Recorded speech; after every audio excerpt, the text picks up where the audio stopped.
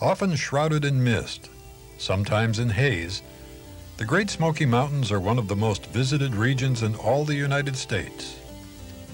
The Smokies are part of the Appalachian chain, which stretches from Quebec to northern Georgia, and they are a division of the Blue Ridge Mountains. Most of the lands in these mountains are protected by the Great Smoky Mountain National Park and by the national forests that surround it. While the Smokies are not as towering as the Rockies, they are easily accessible to the entire eastern half of the United States, and they offer incredible beauty and great diversity of things to see and to do.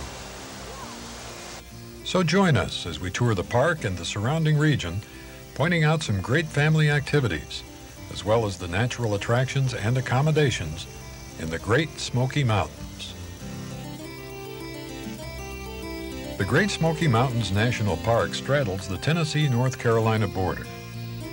Created in 1934, the park encompasses 520,000 acres and is the most popular national park in the nation, with nearly 1 million visitors a year, mostly in the summer months.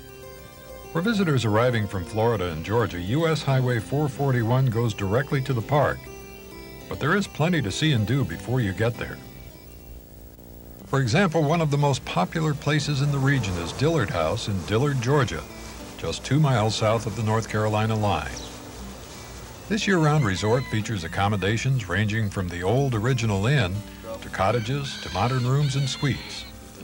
Dillard House has its own stables featuring trail rides into the nearby Chattahoochee National Forest.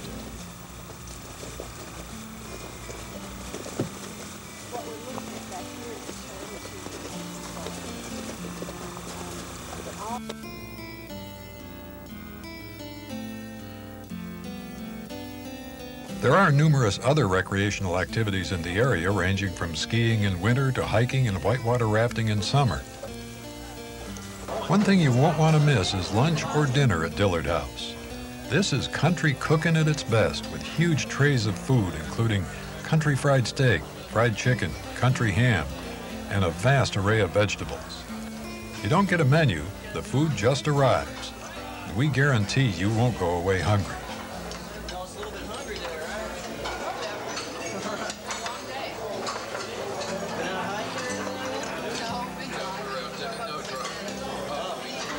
From Dillard, US 441 will take you right to the park, but you might consider taking some side trips on the state and county roads in the area.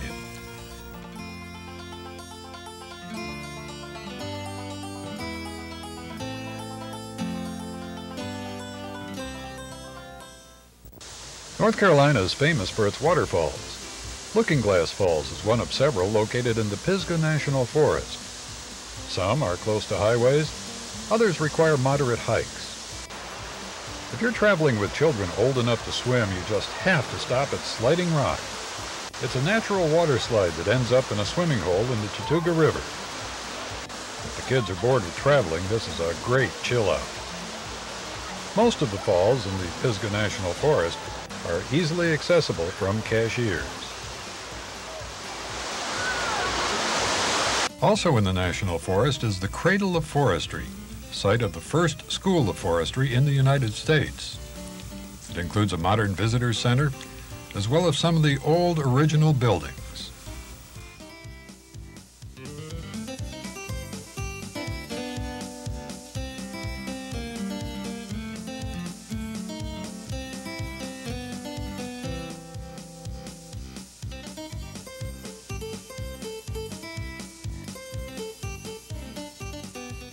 Before heading deeper into the mountains, we should mention that you might find warm and sunny weather, but it might also be cloudy and cool, even rainy.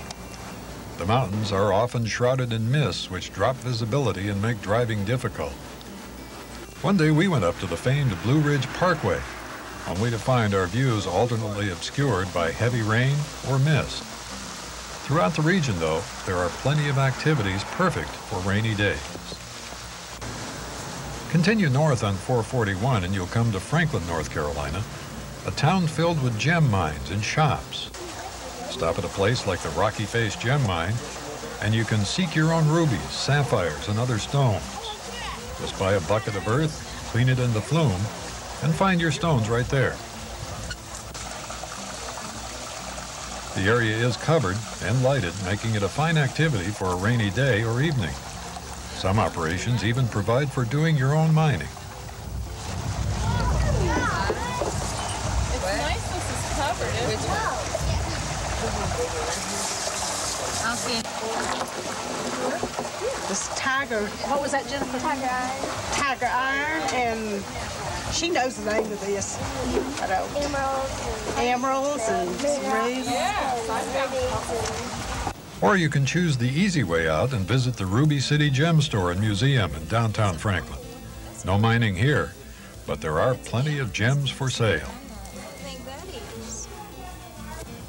This is, of course, the South, and in many of these mountain towns you'll find Civil War monuments.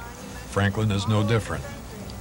And just down the street is the town's historical museum, a treasure trove of items from bygone eras. And if you're in need of maps, directions, or advice on things to see and do, be sure to stop by the Franklin Area Chamber of Commerce, right in town.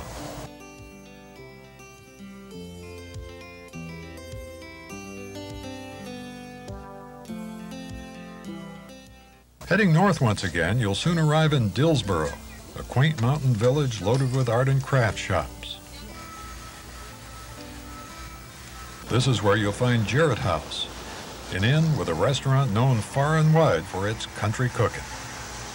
This is also the eastern terminus of the Great Smoky Mountains Railroad. Riding the train through the mountains on a 3-hour trip to Bryson City is one of the most popular activities in the region. The train features open and closed cars, and you may ride one way or round trip. Like many of the attractions in the Smokies, the railroad does not operate during the winter months.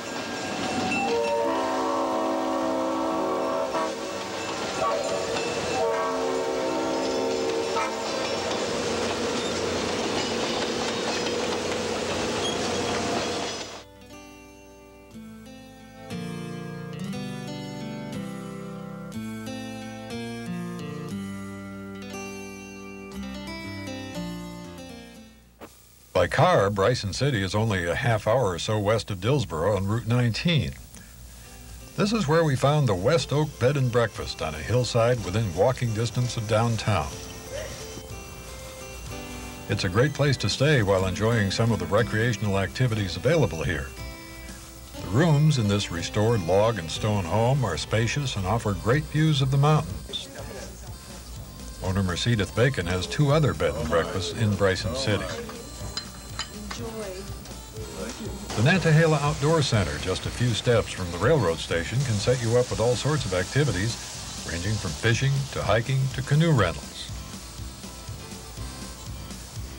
The major whitewater rafting company is Wildwater Limited, with headquarters just outside of town, near the Nantahala River.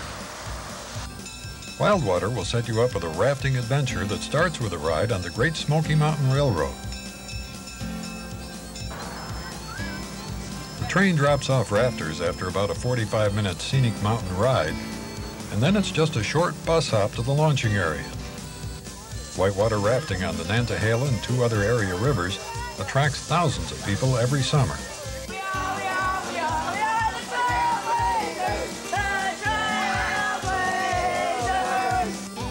The river experts at Wildwater give everyone briefings on paddling, steering, and of course, safety. Do as Jason tells you to do, okay? He'll ask you to paddle forward or paddle backwards, and that's what you need to do, okay? All right. So let's have everybody put their paddles in the water, holding them the proper way that I instructed you this morning. Then you're off on a 2 to 3 hour trip, depending on how fast the water is flowing. Now, the water is a bit cool and you will get wet, but it is great fun for all ages. However, the children must be big enough to handle a paddle.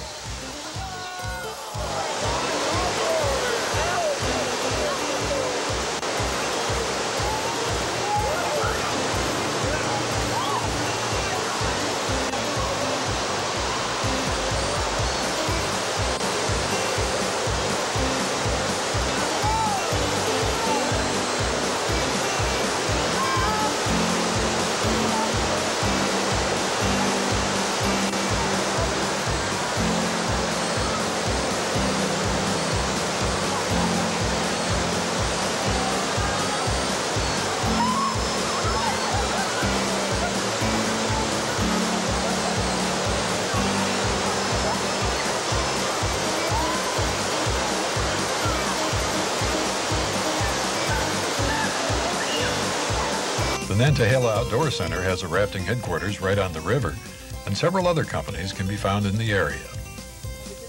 Trail rides are another popular activity with several large operators around Bryson City. But we found a smaller operation, Holiday Stables, run by Doc Holliday and his wife Ava. Just watch out for her whip. This is how I get everybody's attention. Wake Doc up in the morning. Woo! Ooh, ooh, ooh, ooh, ooh, ooh. Yo! They'll put on a show in their little western town, as well as taking you riding on their property or into the mountains on one or more of the great trails that penetrate the forests. And you can even wear a funny hat. If you're an RV or tent camping enthusiast, there are plenty of campgrounds in this region. This is the Deep Creek Campground, just outside Bryson City. A major attraction here is the tubing on Deep Creek, which flows out of the national park. There are several locations here where tubes may be rented.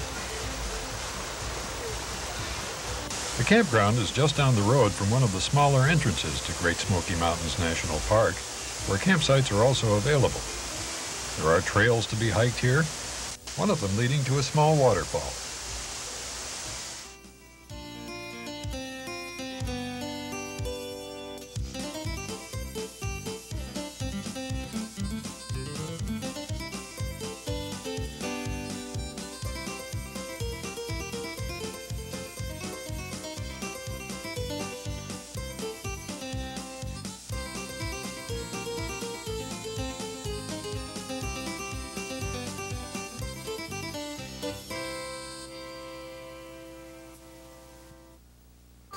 Head back east on Highway 19 and you'll arrive in Cherokee and the intersection with 441. Now a reservation, this was once the heart of the Cherokee Indian Nation. Here you'll find the Oconaluftee Village, where descendants of the original Cherokees demonstrate the old tribal ways. A statue of Sequoia, who developed the written language of the Cherokees, marks the entrance to the lovely Cherokee Museum. The Cherokees were not nomads, but settled people with an agriculture-based society. The tribe lived in the region until 1819, when they ceded to the United States the portion of their nation that included the Smoky Mountains. Their story is eloquently told in the museum displays and the Unto These Hills outdoor drama presented 6 nights a week during the summer season. Cherokee is the kind of mountain town where you might find a family fishing for native brook trout in the Oconaluftee River, almost in the center of downtown. Just a few blocks from the museum is the popular Sawnook Village, filled with shops, eating places, and entertainment. The Sawnook Mill houses the only remaining water-powered grist mill in the entire region. Cornmeal is ground here on a daily basis.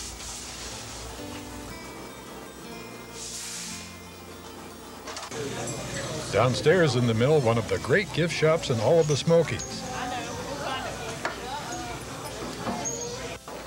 And right across the street, a brand new amusement area for kids and adults.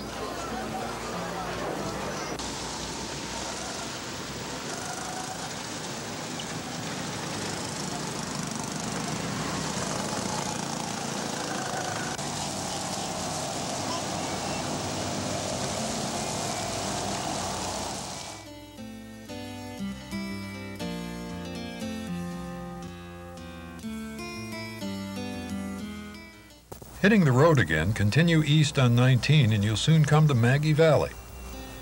Just outside town, you'll find the Soko Crafts shop with its scenic overlook tower. The owners say their special view of the mountains is the most photographed one in the Smokies. In the same neighborhood, you'll find an attraction the kids probably won't let you pass up, Ghost Town in the Sky. Take your camera as you ride the skylift to the top of the mountain because the views are incredible. Once on top, you'll find an amusement park with a small roller coaster and lots of other rides and shows in a Wild West sort of setting. Well, it is Western Carolina.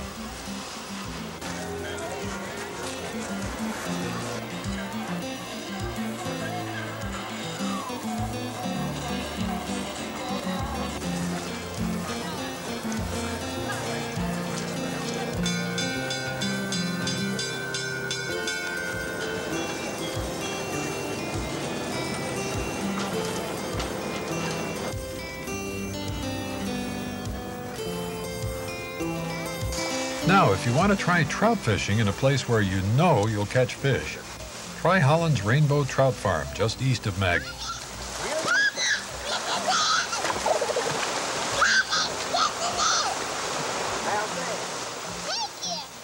There are 3 fully stocked ponds, and the trout run 2 to 3 pounds each, a nice size. At this place, you pay by the pound for what you catch. It's a great place to introduce a little one to fishing. And if you're camping nearby, you'll have a real fresh dinner. The folks here will clean and pack your catch.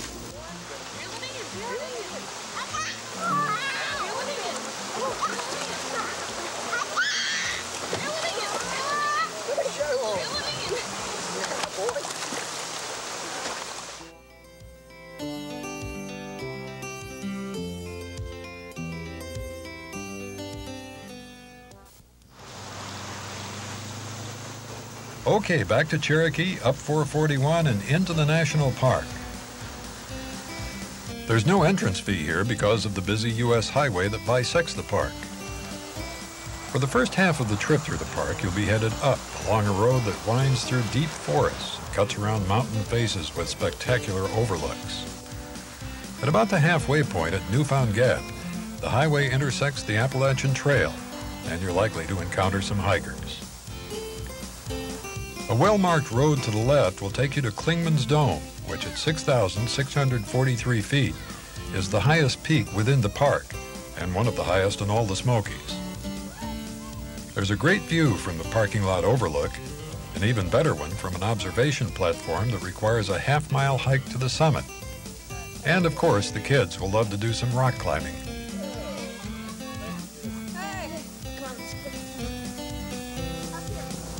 Back on 441, you'll descend for several miles before arriving at the Sugarland Visitor Center, one of the 2 main entrances to the park. This is a great place to get trip planning advice, see exhibits about what's available in the park, and to make reservations or get permits for overnight backpacking trips. Near the Visitor Center are the stables operated by a park concessionaire. This is one of 5 stables within the park, with horses available by the hour for short trail rides and guided longer trips into the mountains. The horses are calm and trail-wise, and it's a great way to see the forest, streams, and wildflower thickets.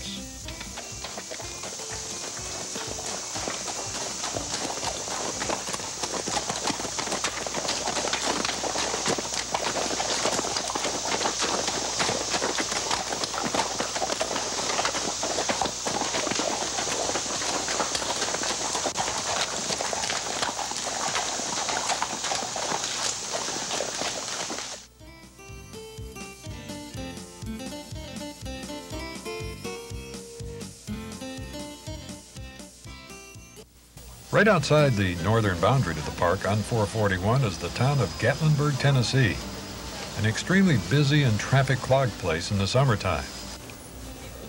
This is like a bedroom community for park visitors with scores of hotels, condos, restaurants, and attractions. For spectacular views, you can ride one sky lift to the top of a nearby mountain, another one to Ober-Gatlinburg, a small community in the sky. Or you may choose to stay closer to the ground and check out the views from the top of a Space Needle right in the center of town. Kids often can take only so much of the nature within the park before they start clamoring for more action. But you'll find all of that in Pigeon Forge, about 4 miles north of Gatlinburg. If some of this looks familiar, it's because the strip along 441 bears a distinct resemblance to the strip in Kissimmee, Florida, just outside Disney World. This is where you'll find the recreation centers with go-karts, water bumper cars, miniature golf, souvenir shops, bungee jumping, theme restaurants, and a whole lot more.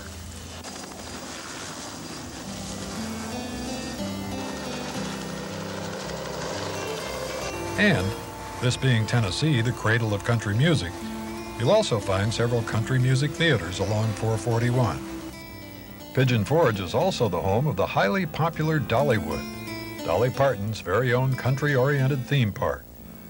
Dolly is a native of this part of Tennessee, and she has jokingly said that she built the park in order to make sure all her friends and relatives would have jobs.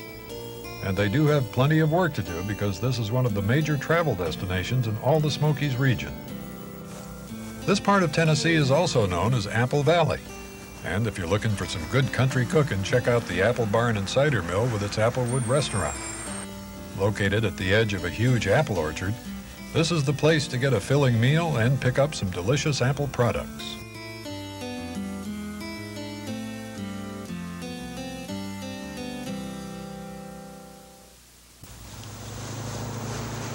Now let's head south and back into the national park for some of the things we haven't yet covered. Take the park road west from the Sugarland Visitor Center and you'll come to Little River, which the road follows for several miles. There are places along the river suitable for wading and swimming, great places to cool off on hot summer days.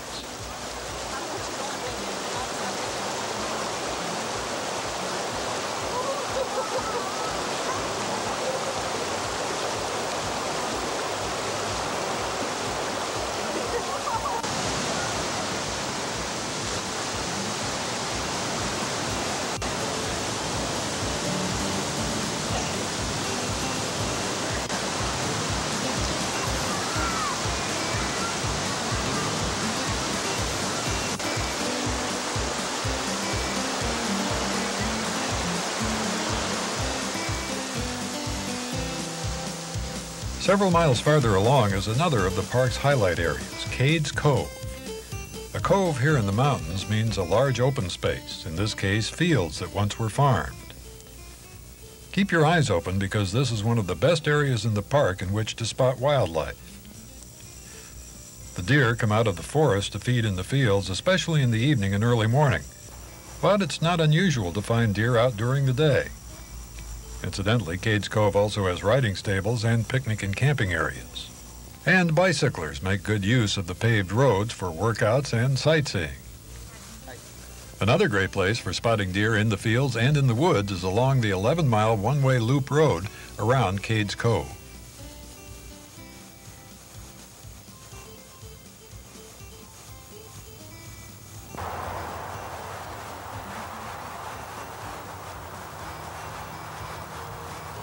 One word of warning: if you're hiking, keep an eye out for snakes. You might encounter a rattler or more likely a copperhead. Our cameraman nearly stepped on this copperhead while videotaping deer. Don't be afraid to venture off the paved roads onto the more than 100 miles of gravel back roads, such as the Parson Branch Road, which leads from Cades Cove to Highway 28 at the southwestern edge of the park.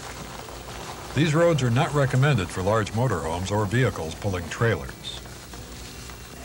It was along Parson Branch Road that we spotted 2 bears which had been feeding near the road. There are some 400 black bears in the Smokies, but they tend to shy away from people and are seldom seen. You'll be more likely to spot one from a back road simply because there is far less traffic. There are 4 lakes around the western and southern park boundaries. The largest is Fontana Lake, which you'll spot through the trees as you head east on Highway 28. The lake stretches for nearly 25 miles from the huge dam near Fontana Village, almost to Bryson City. The lakes provide a variety of recreational activities, especially fishing, and they are generally uncrowded. The only large resort in this area is Fontana Village, which includes accommodations, a restaurant, and a marina on the lake. We haven't covered the eastern end of Great Smoky Mountains National Park, largely because it is a bit off the beaten track and there are fewer facilities. But in the areas of Balsam Mountain, Cataloochee, Big Creek, Cosby, and Greenbrier, there are trails to be hiked, mountains to be explored, and streams to be fished, all with far fewer people than will be encountered in the middle and western sections of the park. Remember, you could spend an entire 2-week vacation in the park and the surrounding area and not come close to seeing all the sights and taking part in all the activities that are available. That's why so many people return to the area year after year, and at different times of the year. For example, to see the rhododendrons in early summer, or the changing of the leaves in fall. It is truly a wondrous place. Here's another look at some of what's available in the Great Smoky Mountains region.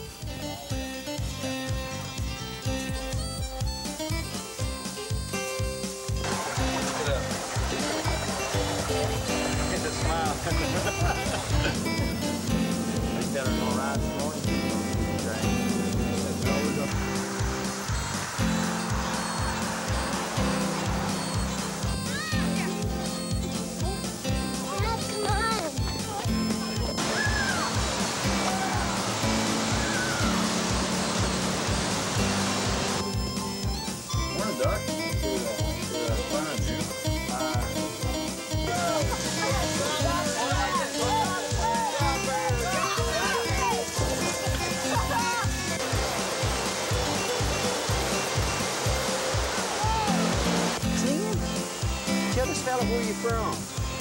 Say Oakboro.